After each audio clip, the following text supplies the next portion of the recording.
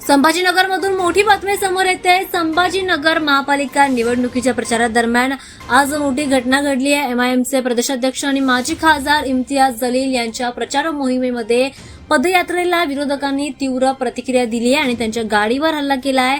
दरम्यान हे दृश्य तुम्ही बघू शकता की मोठ्या प्रमाणामध्ये संताप व्यक्त केला जातोय। नागरिकांनी तणावाचं वातावरण या ठिकाणी निर्माण केलं आहे। संभाजीनगर शहरातील बायजीपुरा भागामध्ये ते पदयात्रेसाठी गेले होते, त्यावेळी काही स्थानिक कार्यकर्त्यांनी आणि नागरिकांनी त्यांच्या पदयात्रेला विरोध केलेला आहे। विरोधकांनी काळे झेंडे दाखवलेत आणि घोषणाबाजी केल्याचं पाहायला मिळतंय। जोरदार आवाजामध्ये नाराजी व्यक्त केली आहे आणि विरोध वाढत गेल्यामुळे जलील यांनी पदयात्रा थांबवून वेगळ्या मार्गाने जाण्याचा देखील निर्णय घेतला। त्यांच्या गाडीचं मोठ्या प्रमाणामध्ये नुकसान झालेल्या या ठिकाणी पाहायला मिळत आहे। विरोधकांनी त्यांच्या गाडीवर दगड फेकून लाथाबुक्क्या मारलेल्याचं पाहायला मिळत आहे। गाडीचं मोठ्या प्रमाणामध्ये नुकसान झालं आहे। दरम्यान इथे हिंसात्मक परिस्थिती निर्माण झाल्याचं पाहायला मिळत आहे। या घटनेचे व्हिडिओ देखील सोशल मीडियावर मोठ्या प्रमाणात व्हायरल होत आहेत। तिकीट नाराजीवरून काहींनी यामध्ये मोठ्या प्रमाणामध्ये संतापाचं आणि तणावाचं वातावरण निर्माण केल्याचं पाहायला मिळत आहे। दरम्यान पोलिसांचा बंदोबस्त लगेचच तैनात करण्यात आला आणि पोलिसांचा कडक बंदोबस्त तैनात करण्यात आल्यानंतर पोलिसांनी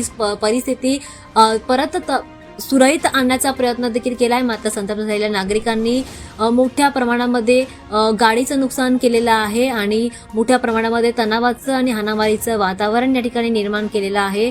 दरम्यान या घटनेमुळे आता राजकीय घडामोडीमध्ये बदल होण्याची शक्यता दिसून येते आहे।